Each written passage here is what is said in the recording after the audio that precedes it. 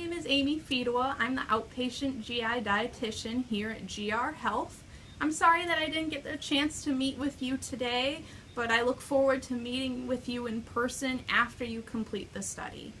We really appreciate the fact that you're participating in this study. It really helps us improve the care for our patients and find out new tactics that will really help us with treatment. Today I'm going to be talking about how to fill out your food diary. You should have a sample food diary in front of you and also a blank version.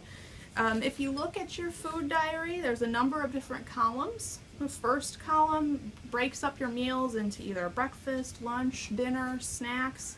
The next column is time of day, followed by the food or drink that you're eating, whether or not that food was made from scratch or prepared at a restaurant, how much of the food you ate, how that food was prepared, and if that food has a brand name or a restaurant name, you would include that in the last column.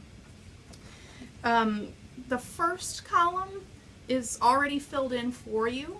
If you ever need more lines for a particular meal or snack, feel free to cross off breakfast or lunch and fill in the meal that you need to include so that you're only putting one food per line. Time of day is also important so that I know when you're eating certain foods. If you got a food from a restaurant, or if you made it from scratch, or if you bought it from a store, you would include it in that column. That's pretty self-explanatory. One of the most important columns is the amount of food that you ate. Whenever possible, I would like you to measure this out using standard measuring cups or measuring spoons, because that will help our data to be more accurate. We'll go over some ways to estimate portion sizes if you're ever on the go, but whenever you can, it's really helpful to us if you measure that out. The preparation method applies to things like chicken, for example. If you bake chicken or if you fry chicken, the food is going to be a little bit different, so just make sure that you note how you prepared that food. And then in your last column, your brand name or your restaurant name. If you get a hamburger at McDonald's, that hamburger is going to be a little bit different than a hamburger you might prepare yourself or a hamburger that you get at a different location. So make sure you note that as well. Whenever you're having foods, it's important, again, to only put one food per line. So for example, if we look at the top of your sample food diary, we have Lucky Charms and milk on the second. So one food on each line. If you just tell me that you have a bowl of cereal, I don't know how much milk you had compared to how much cereal. And that bowl, if you're not measuring that out, I don't know how big your bowl is either. So that's why it's important for you to measure out that cereal. Another time when it's very important to break foods up is when you're having something like a casserole. If you look at the bottom of your sheet, there's tuna noodle casserole listed. Everybody makes tuna noodle casserole differently. I don't know exactly which foods you put in your casserole. So if you can either include a recipe and just attach that to your food diary, and I can analyze your recipe and just look at how much of that casserole you had and analyze your foods from there.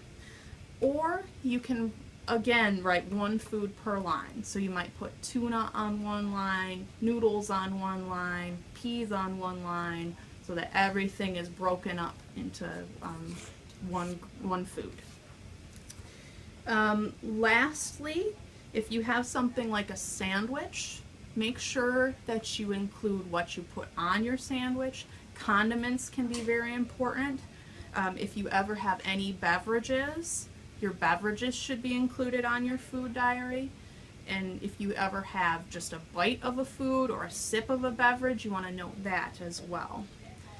So anything that goes into your mouth should be included on your food diary. At the very bottom of your food diary, there's a couple of questions that I ask you to circle. The amount of food compared to how much you normally eat is one question. So if you ate less than normal, make sure you circle less than normal and explain why you ate less than normal that day, because we may exclude that from our analysis. And then if the types of food that you ate that day was different than normal, like if you were at a wedding, for example, and you had something that you never ate in your life, you would want to note that as well.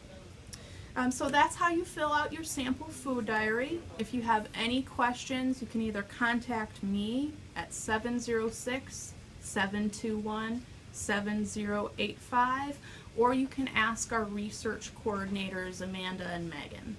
Thanks again, and I look forward to speaking to you after you complete the study. Have a good day.